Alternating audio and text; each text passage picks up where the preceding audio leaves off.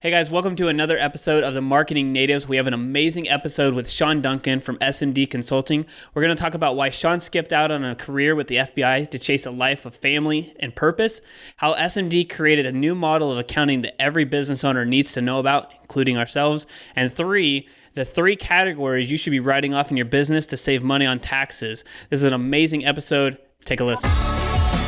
This is the Marketing Natives, providing actionable ways to grow, improve, and succeed in your business. And now, your hosts, Christian and Aaron.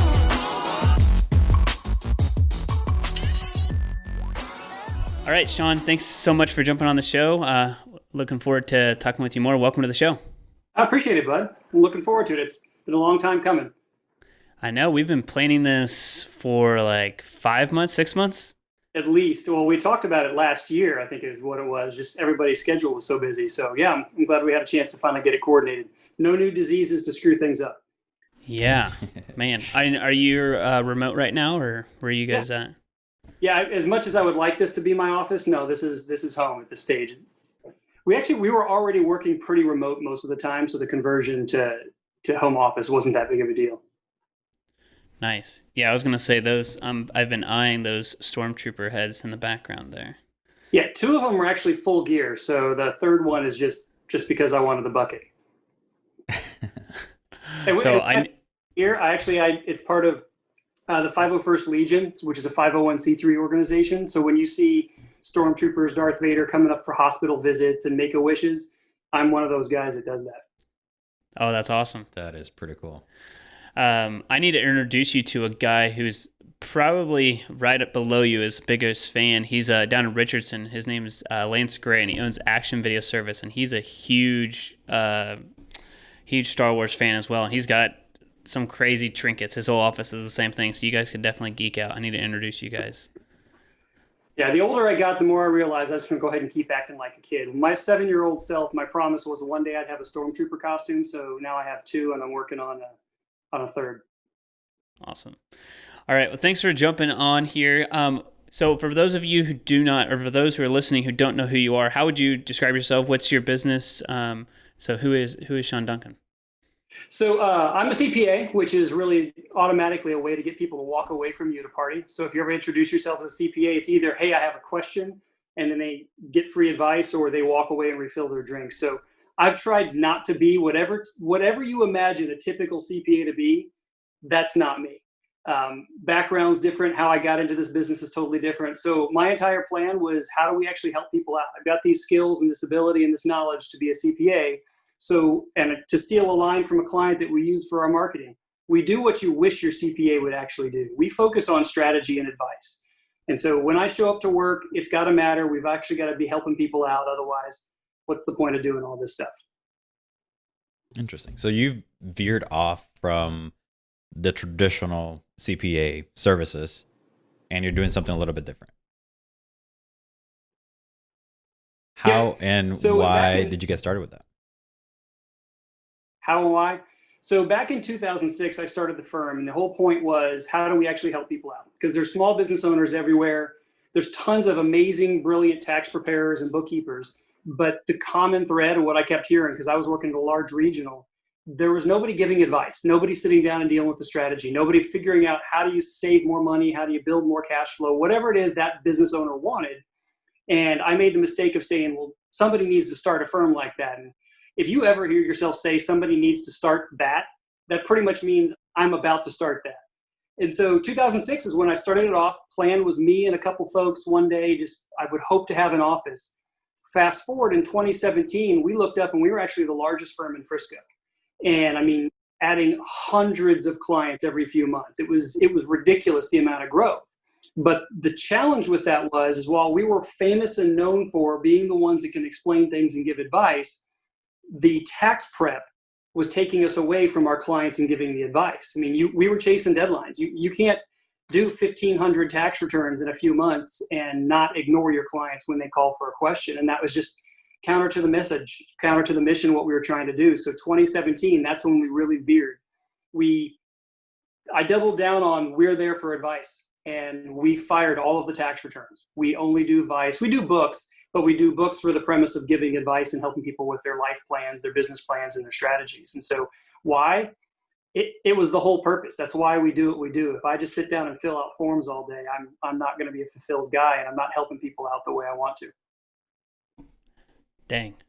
Okay, we're going to go there, but I think that, just kind of reviewing this, I want to step one step farther back, and it's just something that I think people should know is, so you turned down an opportunity to join the FBI. Can you explain, that's just I don't know. We want to know more about that. Let's get into that, and then we can come back to this for a second, because I feel like we should definitely touch on that. So when I'm speaking to kids, I actually often go to college a lot of times, and I'll talk to classrooms about careers in accounting. Because when people talk about accounting, they think, I'm going to grind out tax returns, I'm going to do books, and it's just this kind of routine process. But really, with this knowledge, you can do a ton of stuff. And the short version is when I was in college, I was just a dumb meathead. I just kind of getting my way through, chasing girls around, doing the usual thing that we all do in college. And I didn't have a direction. And I remember sitting in an accounting class, and they're talking about careers in accounting, and FBI came up. The easiest way to get into the bureau is law, language, and accounting. And I happened to be sitting in an accounting elective. Not that I chose it over the other two. It was convenient. And I had that crystal, that bell ring of epiphany that said, that's what you're going to do with your life. And immediately my GPA skyrocketed. I got a master's degree I never intended to get.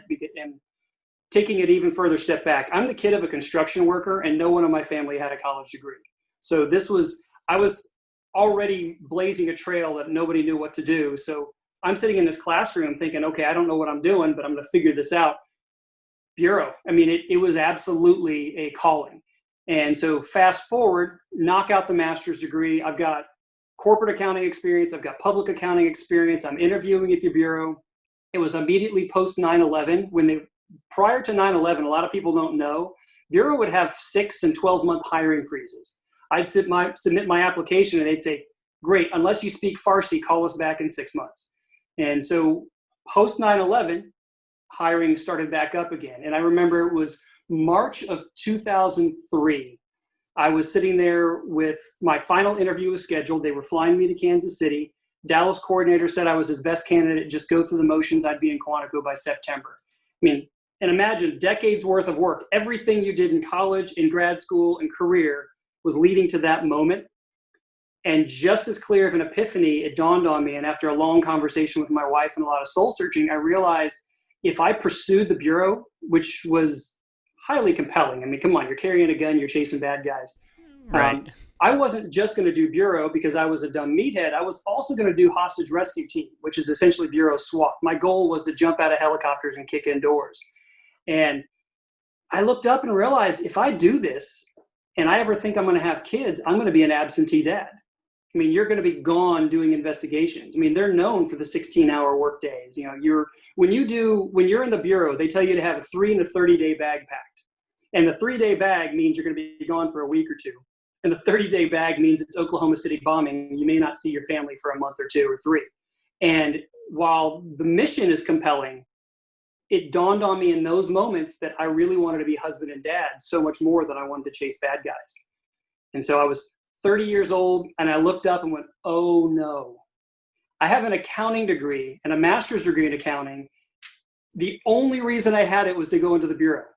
And I called him up and I turned him down. I took my name out of candidacy and said that this is not what I need to do with my life. And it was time to reinvent. But it was a very hard decision because it wasn't just a career.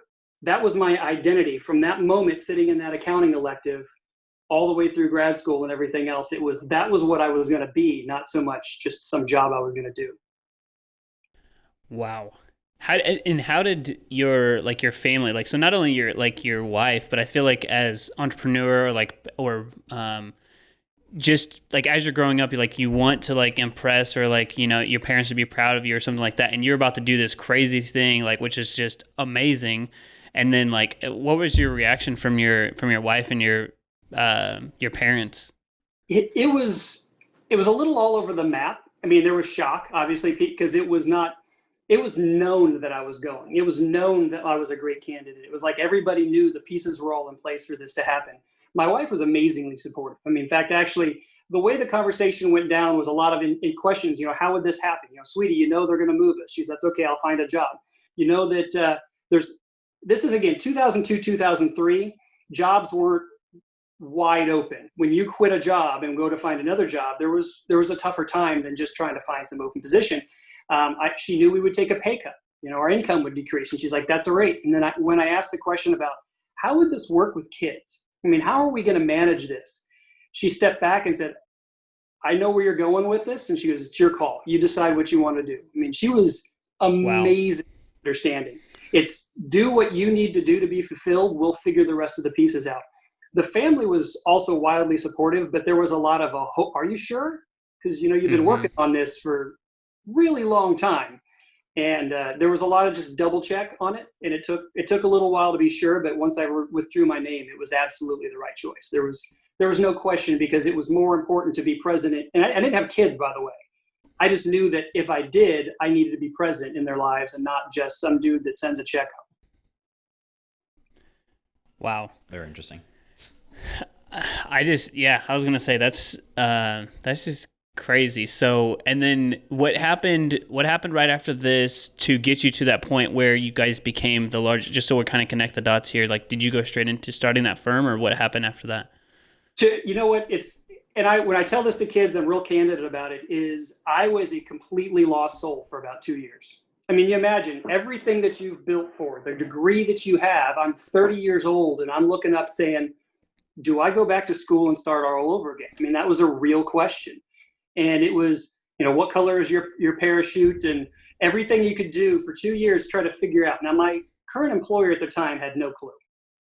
I've told them since, because people I used to work with, I told them what the plan was. They had no clue that this was all going on. So I kept working there for a couple years, but it was soul searching. It was about what are you going to do now? And the other clear moment of really thinking and introspecting is, why was the Bureau so compelling? It wasn't just, hey, I want to do the job. It was a calling. And it dawned on me that the reason it was so compelling was because the job matters. And that's really the key. The job matters. When I'm laying on my deathbed 400 years from now, because I am absolutely going to be part robot, my kids know it. When I look back, did all that stuff we do matter? So when you think about everything you do in a day, the amount of hours you put in with work, if you just kind of get by, and you just kind of get by at 8 or 10 hours a day and kind of do that for 40 years, you kind of wasted your life. And that's really important to me, is I want to make sure that if I'm going to spend this amount of time, I'm actually doing something meaningful. And by the way, I know that's a very millennial statement, and I am very much not a millennial. I was a millennial before they all existed, but the career I have has to matter. And that was it. That was that moment of when I realized it has to count. That converged with conversations with prospective small business clients when they were saying they can't find a CPA to help them. They really just want to help. And those two roads met, where I'm trying to find something that actually matters and helps people.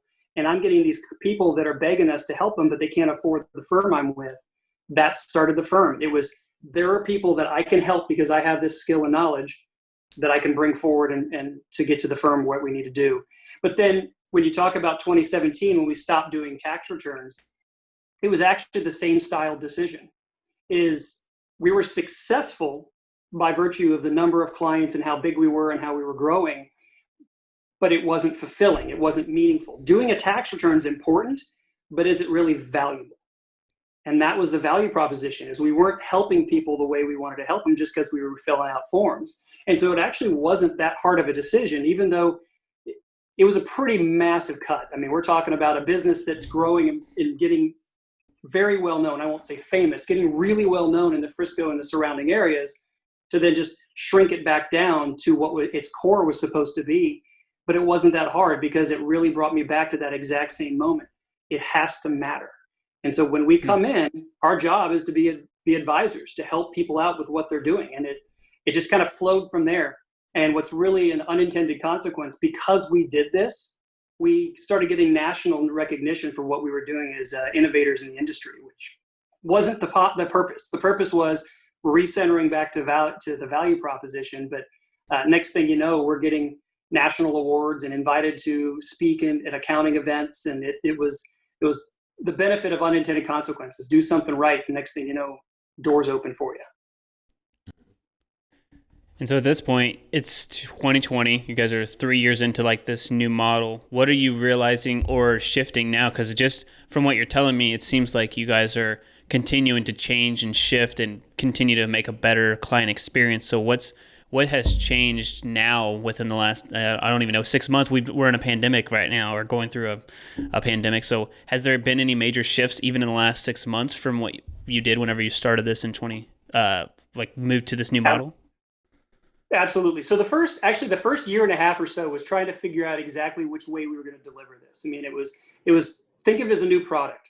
We were beta testing some new product model that we tried to meet with clients monthly. We tried to meet with clients twice a year. We had to figure out what really created value. So the first year and a half was a lot of stress testing to figure out how things came out. Once we nailed that down, we then started expanding the scope of service.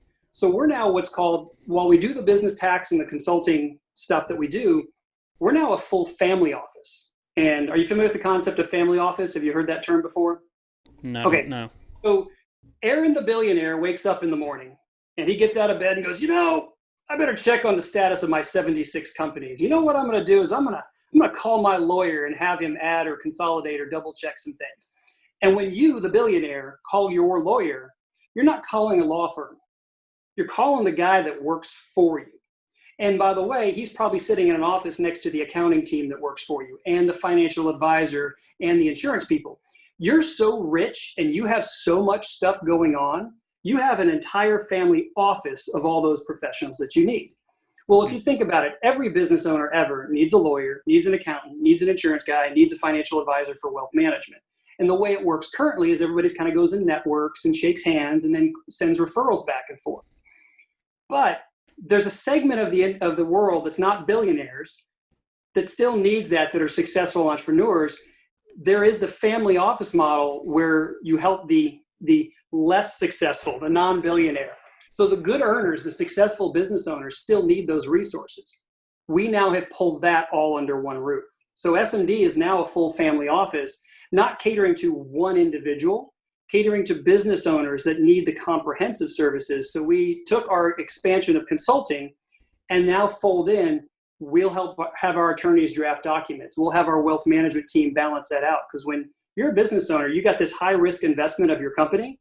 How do you balance that out with your wealth building and estate plan and all the things that go with that, whether you're starting a new business or exiting a business? And so we've expanded how much of the comprehensive advice that we can give by virtue of now nailing down the business and tax part and then adding in all those other services.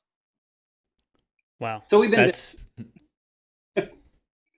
That's great. I mean, I don't know if, Christian and I've never talked about this before, but I've heard of wealthy people having a team of experts who kind of just manage their stocks and manage, their affairs and stuff like that. But I mean, I've never seen or have heard of anything. I don't know if Christian has heard of anything either, but of something like this for the local business or the small business owner. So you guys really are doing something, something very innovative, because I've never heard of it. It makes sense whenever you hear it, but I've just never heard of anybody putting the pieces together like that.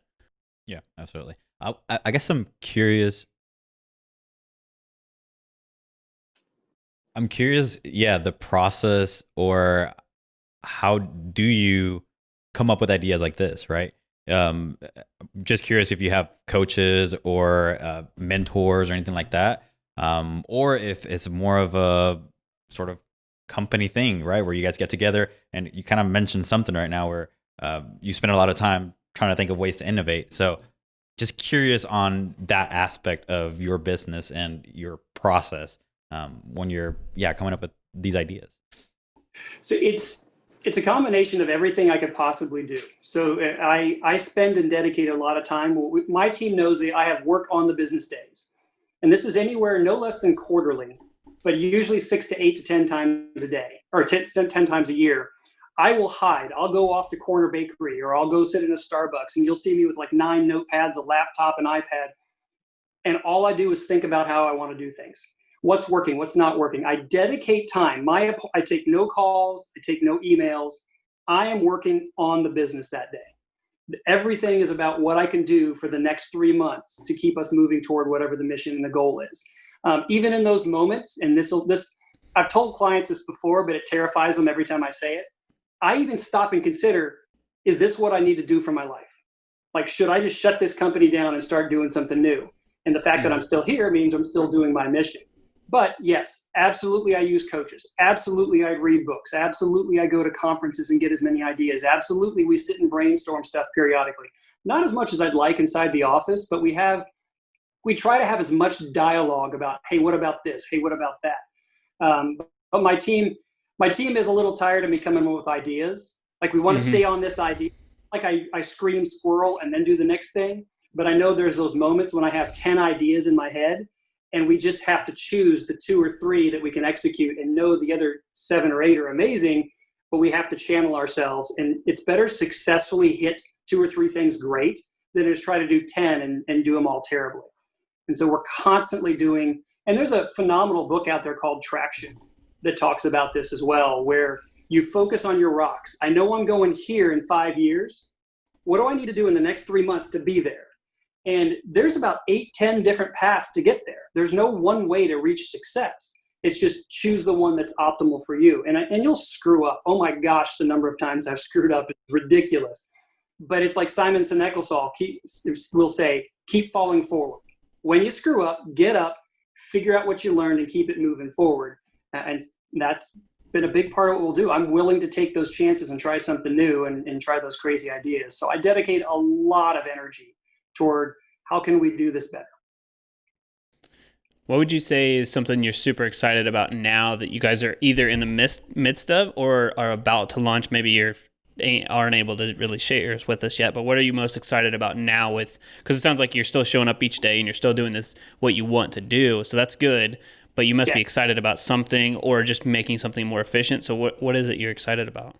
This family office thing is going so much better than I imagined. So I had been researching this for years, and it really wasn't till I really gave it energy late last year and started truly thinking, how are we going to do this, and who are we going to work with, and how is this going to be, and what's the target client going to look like? Who's the ideal client?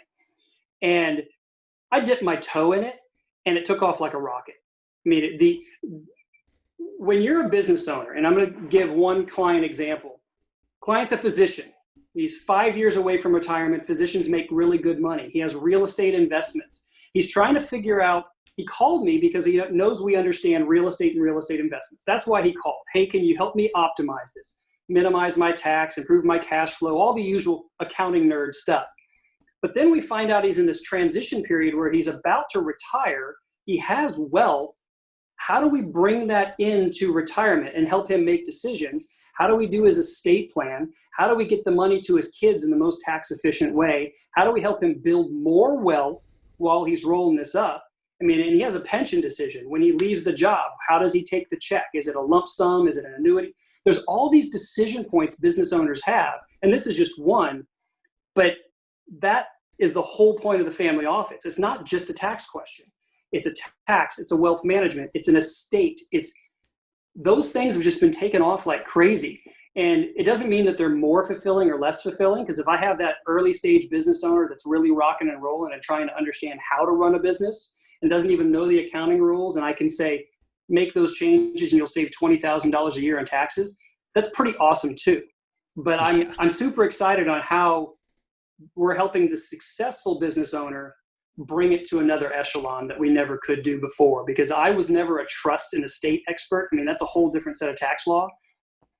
We now have the trust and estate team that can come in and balance that against all the other stuff that's going on. So it's turned out much more successful than I ever imagined it would be. And the second one is more of a surprise. I had no idea that COVID would actually help our business. We've been doing Zoom meetings for a while. We've been trying to get as many clients as we possibly could. Let's just do a Zoom. There's no need to drive to the office. Just finish what you're doing. We'll log on. We'll cover everything we need to cover, and that saves you that time. But no, I need to come in. Or if a client's in Fort Worth and we're in Frisco, and you're just too far. When COVID hit, everyone went remote. And so then suddenly Zoom meetings were completely acceptable. And I had 1 week, a few weeks ago, I had meetings with people in 9 different states. And most of them were prospects calling us up from California, from Hawaii, from Colorado, that it doesn't matter where we are. We can still do the work and help people out. And that immediately just broadened our reach. We could help more people just by virtue of the pandemic making this kind of a conversation acceptable. How would you, I guess since this is kind of a new model, how did you figure out pricing for it? Since it's more of like you said, a consulting package, but you're actually doing some work. So it's like there's a mix between the two of them. So how have you set up your pricing for that? So one of the things we also did in 2017 is we killed the hourly rate. We don't bill by the hour. We fix fee everything. And so a lot of that's leveraging on experience, but it's a concept called value pricing. But it's largely due to complexity. Now, if I help you guys out and I save you $40 million a year, I'm not going to charge you $10. But it also means I'm not charging you 10%. My license doesn't allow me to charge a percentage of tax savings. I would lose my license. It's about what do you have going on, how complex it is, and we extrapolate the amount of time and value we can add from it. And so it's a little bit of a hybrid of what we know going on from experience and what we know the complexities could be, but also it marries up how much good are we going to do for you and where it's going to go. So there's no one answer.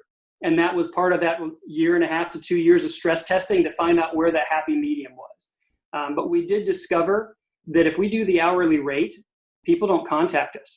One of the single biggest barriers we ran across for a CPA actually being able to help people out is nobody actually picks up the phone. Because imagine if you have a question and you're going to ask your CPA if you can write off your golf cart in your business. And you're going to go, I'm not going to call them and pay $75 just to answer some stupid question. I'm going to Google. Well, Google, by the way, is a big fat honking liar when it gives you advice.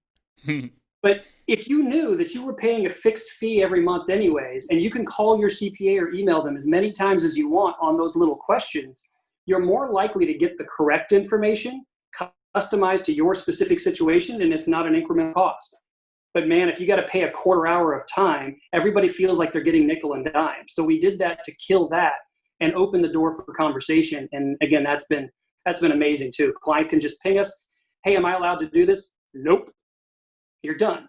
But if they go Google, they'll find out it's allowable in Puerto Rico and suddenly to think that it applies to Texas. And next thing you know, you got a $10,000 cleanup project. Christian's taking offense to that right now. He's from Puerto Rico.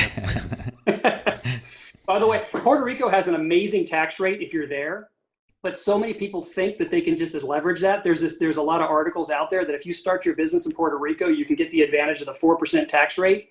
Yeah, but you got to be there something like 250 days a year. And then the client goes, oh, I'm not going to be there that much.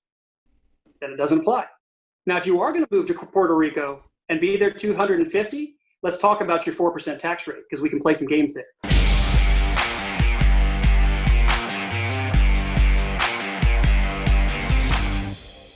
So because we're unique, because we have this weird niche of being advisors and we have certain types of clients, what has been your best experience in getting to the right audience? Not just Google ads and the simple, everybody can do their pay-per-click. What's a meaningful way for a business owner with a unique niche, as we obviously have, to reach the correct audience so that they can actually attract the right people to become clients and not have to filter through as many just random prospects? That actually falls in perfectly with what our messaging platform would tell you is that, so you should be creating content, which I assume that you are. The best way for you to get in front of your audience is to allow them to opt themselves into it. So, for example, we have a three-tier approach that we tell everybody to use, which is 1, lead with something that's like a thought reversal, which means it's like a common misbelief, misconception, whatever it is about your industry, which you fall into perfectly, that says that, hey, I'm an accountant and this is what I do, or this is what they are supposed to do. So you would flip that on its head and say, this is the old school way of doing accounting. And you would lead with this type of video.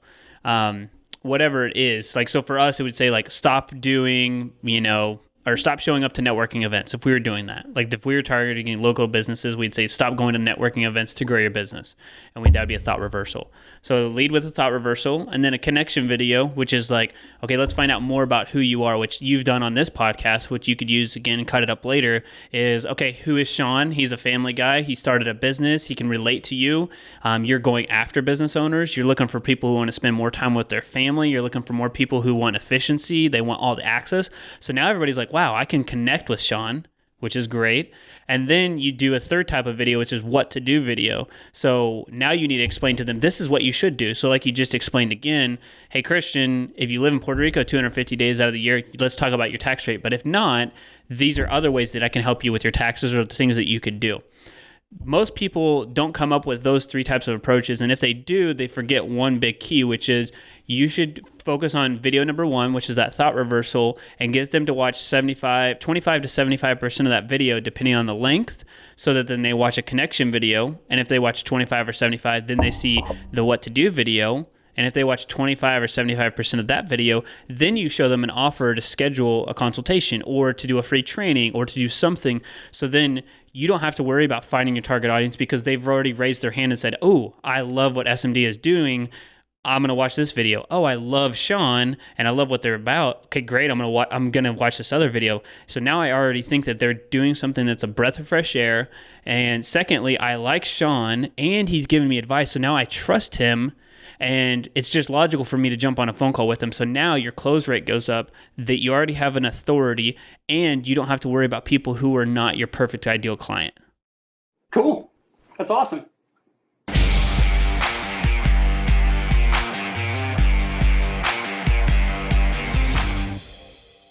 What question do you have for Accounting Nerd? Well, that would have been one of my questions, is because one of our employees wanted to say, hey, what do we have to have, like a satellite office? Do you really have to live over in Puerto Rico? So that actually has been a topic of conversation before. I think, well, I'll go to Christian too. Mine is more so like, what is the question we're not asking? So like we save our receipts, we take pictures of that, we have all those, and we write off pretty much, I mean, I feel like everything. What's something that is a common thing that most people you see don't write off that they should be writing off? I don't know. I think that's probably a question. Like, I don't know if we're not asking the right question to know if we're doing the right stuff. Right. So twofold answer to that. So the first is actually related to why we do the business model the way we do. You should be asking that as the year is going, as opposed to at tax time. So you come in at tax time and say, okay, here's all my stuff and here's what I want you to do. And I want you guys to fill these forms out. By the way, the CPA is drowning in work by the time you show up with those forms. This is the misconception and why the tagline of we do what you wish your CPA would actually do. When you drop your stuff off, you're assuming that your CPA is looking it over and going, all right, what else can I find for them? That's not what's happening. The CPA thinks their job is, I got to get this in and I got to get it accurate and I got to keep the price down and get it done as fast as possible. And that gap between those two expectations is pretty tremendous. But even if you do ask those questions at that time, your time machine probably doesn't work to make that expense occur back and then. So you want to have those conversations as a relationship throughout the year about, okay, here you talk with your CPA about this is what's going on. What should I be thinking about? Because if you're having that conversation right now, it's August, and we were sitting down and looking over your stuff and having a conversation about, well, we would want to know, where are you going? What do you expect the rest of the year to look like? What's next year going to look like? What can you do? What do you want to accomplish? So that's the first part, is doing it concurrently throughout the year, so you don't miss it. Because when it's March, can't go back and create the expense. Now, a specific answer to your question is mileage, cell phone, and actually, I'll do it the way I teach my classes. There's 3 categories of expenses that I say that there typically are. There's the category of expenses that there is no way you would have ever spent this stinking money had it not been for this business. That microphone right in front of you, you would have never bought that had it not been for the business that you're in. That's a business deduction, right? It's not the ordinary course of life. The second category is the stuff that you would have spent money on, but you really need them for business. That's where your cell phone, your laptop, your iPad, all those tools and things that you're spending money on, yeah, you probably would have had mileage on your car. How do we position that as business expenses? That's the stuff that people miss all the time. And I'm telling you, the number of times I miss mileage and cell phone. Cell phone's $1,200 deduction. Mileage is usually anywhere between $4,000 to $10,000 of deduction. Those two by themselves are constantly missed. The third category is the stuff where you kind of go, Sean, how can I make this look like business expense? That's when you're going to Vegas. Sean, I really want to go to Vegas. Can I make that a business expense? There are ways to do it. I own a Miss Pac-Man cocktail table machine that is a business expense because, by golly, it was in my lounge at my office for 3 years. Now, it might have gotten moved to storage because we needed that office for somebody else. Why did I do that? Well, it was cool for everybody to scream and yell about who has the high score, and it was really nice for everybody to go in and chill out and play. I bought it because I wanted it, and I positioned it as a business expense, a legitimate business expense, because it was in there for use for the entire team. But it started with, I really want one of these Miss Pac-Man cocktail table machines that has 60 games in one. How do I make it a tax deduction? There's a way. There's a way to do it, but you don't push it so far, because you got that old saying of pigs get fat and hogs get slaughtered. You got to know where that line is, and that's why your advice is going to be a really big deal for folks. And the one single biggest mistake, every business owner, I can't tell you the number of times we fixed this and saved tens of thousands for somebody. You have the wrong entity type. You just made the wrong choice. And one of my seminal stories from last year, and sorry if I'm boring you with a story on this, but this one was the slam dunk. In fact, you know Larry West. Larry West works for me. Larry and I are sitting in a meeting with this prospect, and he comes in, and his whole point was he feels like he's wasting money. He is almost positive he's wasting money. CPA doesn't ask any questions. He hands us his tax return, and I look at his tax return, and I go, oh. And I turn to Larry and go, Larry, you think about that? What, about 50,000? He goes, yeah. What about this one? Do you think 50 or 100? He goes, ooh, could be 100, but let's say 50. Okay. That was the full extent of the conversation. And I'm not exaggerating. I pointed a line. It was so bad that Larry and I just immediately picked up on it. When we say 50,000, the two mistakes this guy was making could save him between $100,000 and $150,000 a year in taxes. What? The first one, the 50,000, was the wrong entity type. The second was a completely missed deduction opportunity that's just easy because he makes so much money. Slam dunk, right? I mean, we look like heroes in 5 minutes. Here's the kicker. It's going to take some work to get things changed over and get it fixed. It was going to be $10,000 worth of work to make everything get back on track. One time, but $10,000. His response was, oh, I've never paid $10,000 for an accountant. I can't afford that. No, sir, you're going to save every year from here on out for as long as you have your business, $100,000, maybe $150,000, just for these two changes we're going to recommend. You need to do this. Even if it's not us, please call someone. Nah, it sounds like a lot of work. That was 12 months ago. That was last summer. And we checked in with him, and his response at the end of the year, and this truly happens. I wish it didn't, because it bugs me. It bugs me because I knew we could help this guy. If you've not have noticed from our conversation, helping people is a big deal. He got to the end of the year. I'm like, look, man, you need to make these changes. You're literally throwing $10,000 a month in a hole because you're missing these opportunities. And his reply was, I make quite a bit of money. It's not like I need the other 100,000. What? Yeah.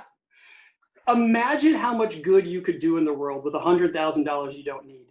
How many?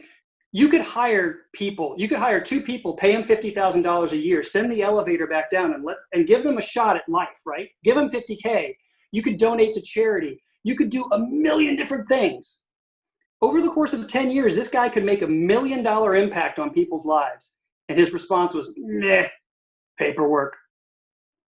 I can't fix that. But the thing is we have this happen all the time. He's one of the examples where it frustrated us that we couldn't help him because he wouldn't let us help him. But it started with, he had the wrong entity type.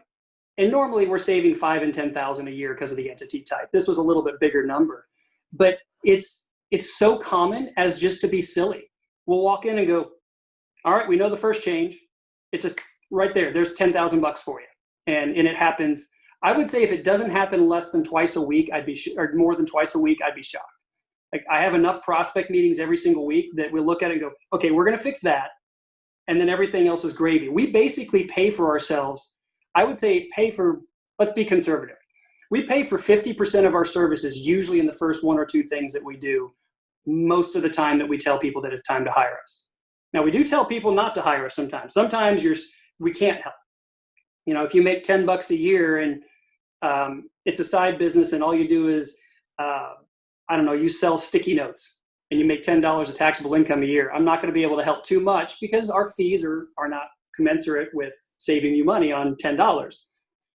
But a couple $100,000, there's a lot of opportunity hiding in that. So I gave you a long answer to your question, but it starts with plan as the year goes on, communicate with that CPA, but the more realistic things that people screw up is they miss the basic deductions like mileage and cell phones, and they completely screw up their entity type, which immediately sets the foundation wrong. Yeah. Dang. We need to sit down with you and check over everything.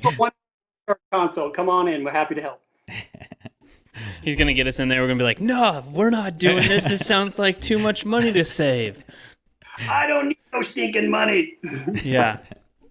Just keep it. Please keep giving it to the government. Yes. But they do spend it so well. I mean, they're very efficient on how they spend your money. So, I mean, of course Oh yeah, let's just keep giving it to them. Yeah, they know our money better than us. So, I mean, it makes sense. All right, so these are going to get into some tougher questions. Okay. So I don't know if you do anything to prepare yourself. I'm just Caffeine. Kidding. There you go. Okay. If that's all coffee, that is impressive. It's not coffee, but it's an energy drink. Same thing. Okay.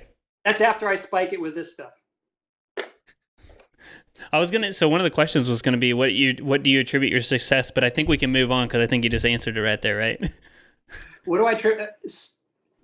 Actually, I love that question because I had a college kid ask me this a few months ago. It is, I hate to say, just sheer stubbornness. It's effort. It's work.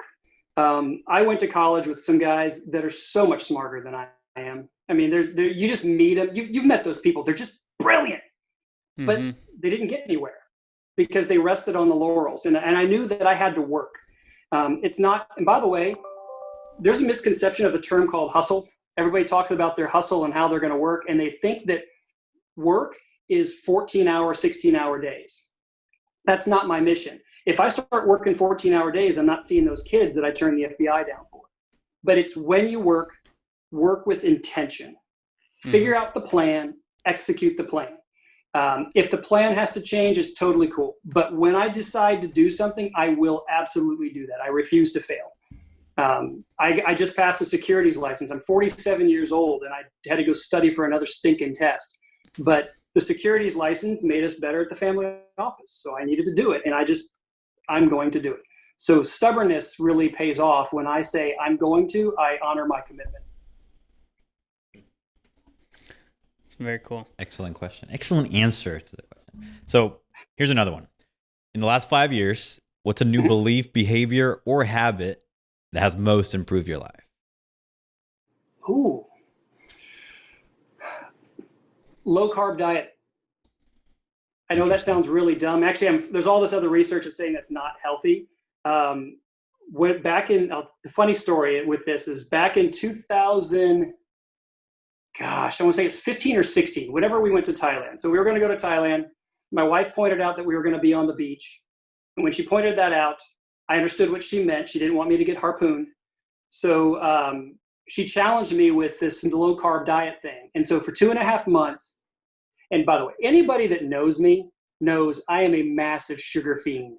I have literally wrote for Lifestyle Frisco an article on desserts. People that we all know that if they want to talk about desserts, I'm your guy. But I love my sweets. So when my wife challenged me on this diet, it was probably the hardest possible thing that I'd ever done. But for 2.5 months, no carbs, no sugar, no dairy, I dropped 25 pounds and I was 43 years old. And I had a 6-pack for the first time in my entire life. And I remember looking back going, what in the world? Why did I not learn that in college? So that led to just a general feeling of healthier. I was leaner. I was just felt better. And when I felt better, business execution, life, kids, everything was just more positive. That's awesome. And it's crazy too, because a lot of people think that like, oh, you get to a certain age and then, it's just, you're going to be sore. You're going to go downhill. Like you can't really progress. It's just like, all right, as you get older, this is just the things that happen. And you kind of flipped it on its head, which is really awesome.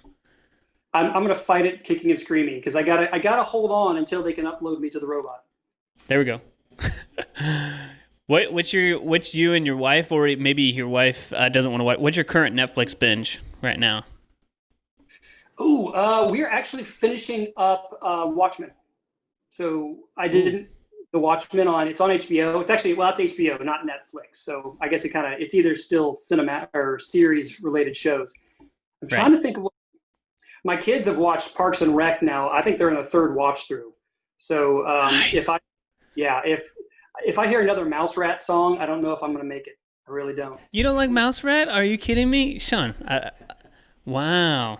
Actually, I bought my wife a Mouse Rat shirt, and I have a Pawnee Festival shirt. So, little Sebastian and I are big buddies. I was going to say, little Sebastian, man. Yeah. Still miss that guy.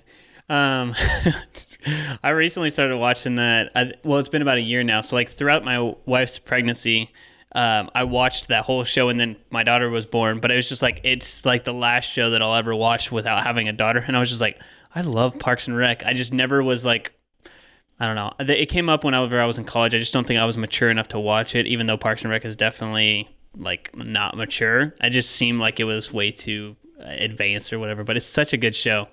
Oh yeah. Well, of course I love Mandalorian, which is not Netflix, but go back and watch Community if you haven't watched Community. That was fun to rewatch with Donald Glover and everybody in it. My kids, it was funny as we watched Community, and then on purpose I put in Han Solo, the Solo story, and they realized that Lando Calrissian was Donald Glover, and then they their heads exploded. Wow. Yeah, Community is about community college, right? Yeah. Okay. Yeah. Because of Donald Glover, then when we showed her This Is America, and she's 9, by the way, This Is America's video, not appropriate for a 9-year-old, but we're really bad parents sometimes. And so now my daughter has declared, start of the school year, she holds the plaque up of all her favorite stuff. Her favorite song is This Is America. Oh gosh. Yeah. And she knows what it means. It's not just because of the beat. We actually had the conversation because right now that's obviously a whole different topic of conversation, just what's going on in our world. But my 9-year-old daughter's favorite song is This Is America because Community introduced her to Donald Glover, and he's Lando Calrissian, and what the heck he also sings. I know, which is even more impressive because I was like, who the heck is this guy anyway? I didn't know he was in Community. So, all right, I'm going to have to go check that out. Yep. I think, this is a good question for you. I'm actually curious because I feel like you definitely have an answer to this. What's a purchase of $100 or less that has most positively impacted your life in the last, I would say, 6 months or years? $100 or less. I was waiting for you to say $100 or more, and then I was going to grab one of those. $100 or less. You know what? I'm gonna go with a non-purchase because it's free. But I gotta tell you, it changed my life. Cheap DFW. Have you heard of the website Cheap DFW? No. What's that? Cheap DFW is a website. It's a Facebook. You can sign up on Telegram. It's got a website. They post out when deals pop up with airlines. And the reason I point this out, last year, 3 trips I booked because of Cheap DFW. We went to Hawaii for $270 a person, round trip airfare. What? We went to St. Croix, $80 a person round trip. And we went to Orlando for $90 round trip per person. And also, assuming Auckland doesn't have another outbreak, we're going to New Zealand this November for $370 a person round trip. Wow. All right, so, Cheap DFW. Nobody else get onto that site. I don't want anybody else to mess this part of it up. Yeah, but so it wasn't actually the purchase itself. It led to purchase. But the fact that we track it, I've taken trips I had no intention of taking. I had no intention of going to New Zealand this year. This year was actually supposed to be China. Odd timing, I know. But that was the original plan. Things have changed a little bit. But St. Croix was just on a whim. My wife went, holy crap. And she told me, by the way, we're going to St. Croix in May. Okay. And then she showed me why. For $80 a ticket, of course, we're going to St. Croix. Yeah. Golly. That is crazy. I'm going to get on that like right after this call. Yeah. Log through Telegram. You'll get the faster updates. Telegram? Telegram. It's an app. It's like a texting app. Well, see, now you got another thing. Totally free. It's basically just a notification texting kind of message board app. But they'll send them there faster than they would on Facebook. Okay. Good to know. Okay. And I'm assuming that their whole model, we can talk offline or whatever, but is just that there's only a limited amount of those, which is why they're such great deals. Yep. And they don't necessarily, I think they get more of their money from the Patreon, whatever we're going to call it. People subscribe to their different levels and tiers, but they don't get a kickback from the airlines. They just are notifying you. At least that's the way it seems. I don't know. They're not a client, so I can't dig into the model that deep. Awesome. Thanks so much, Sean. How can our audience find out more about you? What's the best place for them to connect, and how can they reach out to you about your new model for consulting for businesses? Sure. Well, our website is smdaccounting.com. So that's always the easiest way, is just hit the website. And of course, there's Facebook. So SMD Consulting and Accounting and Facebook is a great way to reach us as well. Email is info@smdaccounting.com. And then they can always call at 469-252-4547. We do a 1 hour no charge. So if somebody just says, look, I got a business and I got questions, bring it on. I've had meetings that we've got into the meeting and we're asking lots of questions. And then that, of course, leads to an engagement because we got to do a bunch of stuff. I've had plenty of meetings where I give them 2 or 3 answers and going, look, you're cool. In fact, actually this afternoon, my presentation for a proposal to a client is going to be, our prospect is, let's wait 3 months. There's no need to pay us yet. What you've got going on, we won't help you with value. I think you need a few more months and then we'll decide before the year ends. Sometimes it just means, here's the advice, good luck, call me in 3 years. And I have truly had people call me back in 2 or 3 years. This is when it's time to hire us. And our specialties, the niches that we've developed, real estate investors like crazy, medical practitioners, typically when they have 3 or fewer owners in a business. I mean, we do tons of work with them. And then service-based professionals. And service-based is everything, right? It's IT consulting, it's marketing consulting, it's that service-based professional that doesn't understand what they can and can't write off, and then doesn't understand how to build the wealth. That's a big part of it. And we have those people that are successful, like this dude that didn't want his $100,000 a year. I mean, he clearly makes good money, right? I mean, if you can throw $100,000 a year in a hole, you're obviously doing well. What could you do with your entire plan? That's where it gets a lot of fun. But we don't know until we meet you. And that's why we just say, let's just have the meeting, figure out how we can help people out. And it has been working really well and reaching out to the audience and helping people with their situations. Awesome. Thanks so much, Sean. We appreciate you coming on here. Really good to chat with you. I appreciate it, man. It was a lot of fun. The Marketing Natives Podcast is a production of BitBranding.